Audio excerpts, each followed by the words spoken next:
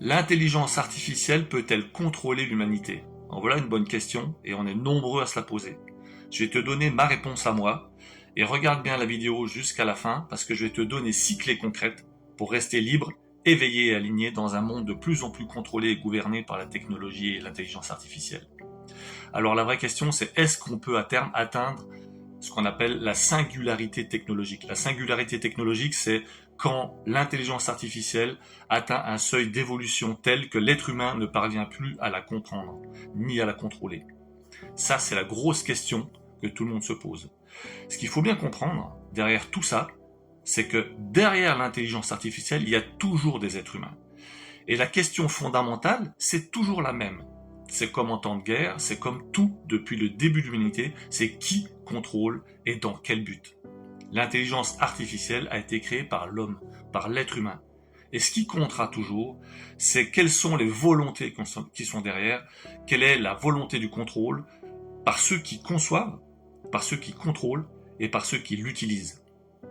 Et ça, il n'y a que ceux qui l'ont mis en place qui ont réellement la réponse. Par contre, au quotidien, il faut bien comprendre une chose, c'est que derrière toutes les intentions qu'on peut avoir dans l'utilisation ou la création de ces techniques et de ces technologies, il faut toujours comprendre que ce qui va faire la différence, c'est ce qu'on va donner. L'intelligence artificielle, elle nous connaît à travers les données qu'on lui fournit. Donc, on a un énorme pouvoir aussi là-dessus. Et ça, on a tendance à l'oublier. Pareillement, la plupart du temps, toi qui regardes cette vidéo, tu utilises sans même le savoir l'intelligence artificielle. Et comment c'est possible? Parce que les algorithmes, parce que plein de choses que tu utilises dans ta voiture, dans ton smartphone, dans ta vie en général, sont pilotées et gérées par des intelligences artificielles.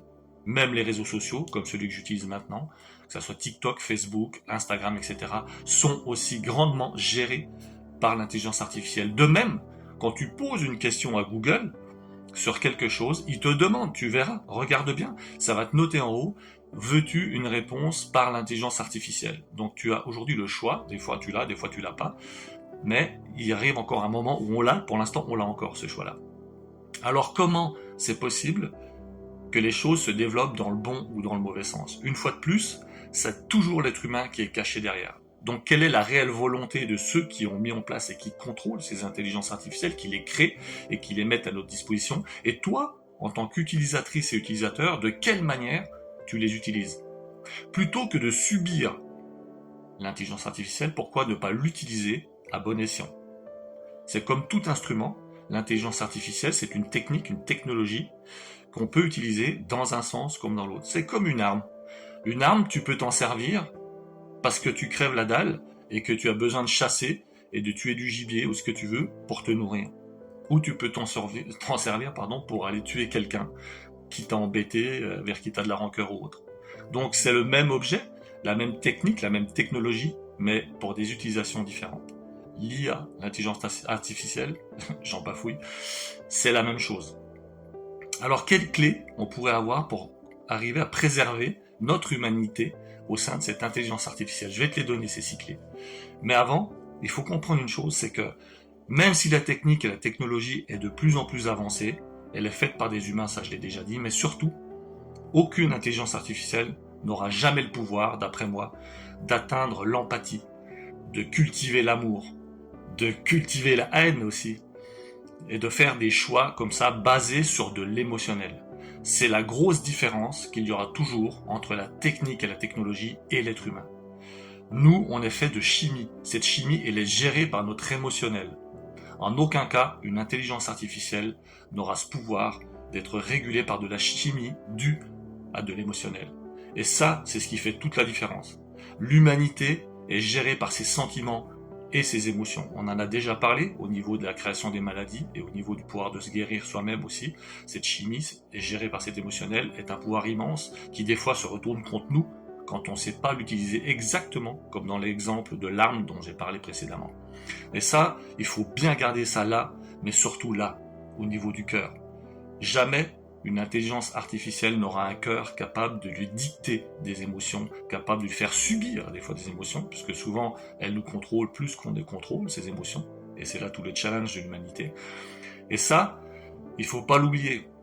quelle que soit la réponse technique ou technologique qui va être apportée par une intelligence artificielle, elle sera toujours basée sur quelque chose de froid. La chaleur de l'être humain est due à cet aspect sentimental et émotionnel qui lui fait prendre des fois des décisions contre toute logique et contre toute raison. Mais comme disait, je crois, c'est Victor Hugo, le cœur a ses raisons que la raison ignore, et c'est ce qui fait la beauté de l'être humain. Alors moi, je vais te donner 6 clés.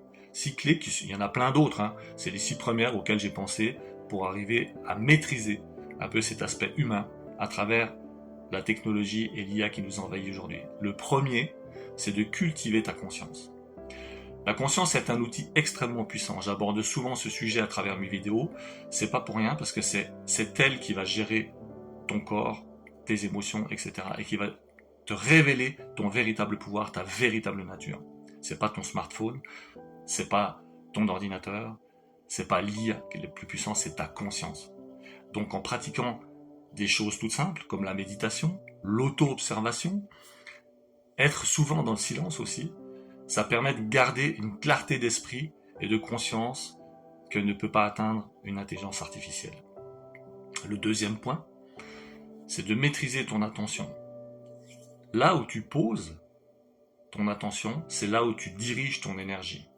À chaque fois que tu vas regarder quelque chose, écouter quelque chose, faire quelque chose, penser à quelque chose, ressentir quelque chose, tu crées une vibration, une énergie. Et c'est là qu'elle se place. Donc fais très attention, maîtrise où tu mets cette attention-là. C'est très très important. Et plus tu vas la mettre justement sur des réseaux sociaux, comme maintenant en regardant cette vidéo, il faut absolument que tu puisses chercher des informations qui t'élèvent. Mais ça, c'est un autre point, je vais le dire après. Donc ça, c'est très important, le point numéro 2. Le troisième point, c'est pose-toi toujours des questions. Ne crois pas tout ce que tu vois, tout ce que tu entends, tout ce que tu lis, tout ce qu'on te dit. Ne crois pas parce qu'une IA a dit quelque chose. Moi, il y a des gens, des fois j'hallucine, ils vont aller demander à ChatGPT jusqu'où le Bitcoin va monter, ou s'il va faire beau demain, enfin, tout un tas de conneries, quoi. Je veux dire, c'est n'importe quoi. Il y a des choses que tu ne peux pas demander à une intelligence artificielle. Donc il y a aussi, à un moment donné, où humainement, il faut descendre. Moi, je prends toujours cet exemple, il faut descendre de 40 à 50 cm, passer de la tête, et revenir dans le cœur, et te poser les bonnes et les vraies questions, quoi. Donc ne crois pas tout, comme ça, sans te poser de questions. Va chercher l'information, et fais-toi l'avocat du diable. Le quatrième point, c'est un quatrième point de sécurité. Protège tes données. Assume ton autonomie. Et pour ça, il faut utiliser des outils sécurisés. Il faut lire les conseils d'utilisation, les conditions d'utilisation, les conditions générales. Je sais que c'est rébarbatif, mais c'est grand, c'est long, c'est chiant. Tout est fait pour ça. Mais comme je l'ai dit tout à l'heure, l'IA, elle te connaît à travers les informations que tu lui donnes. Donc si tu contrôles pas ça, tu perds ton pouvoir là-dedans. Le cinquième point, c'est de revenir au réel. Garder le contact humain, aller dans la nature, apprendre à respirer, à toucher, à regarder, à observer, à être dans le silence. C'est là que réside la vraie force, la vraie valeur de l'être humain. Il est là aussi. Et c'est comme ça qu'on est ancré, c'est comme ça qu'on peut créer, c'est comme ça qu'on est dans le vivant et qu'on est moins manipulable. Ça, c'est extrêmement important. Extrêmement important. Rester dans le réel et dans l'instant présent. Et le sixième point, qui n'est pas le moindre, c'est utilise l'IA, ne la subis pas. L'IA, c'est un outil, ce n'est pas un maître. Ça doit être ton esclave et pas le contraire. Apprends à l'utiliser, apprends à aller chercher l'information dont tu as besoin, apprends à savoir comment ça fonctionne pour pouvoir arriver à le diriger toi vers ce en quoi ça te rend service et pas le contraire. Et là, tu verras, ça va vraiment changer la donne.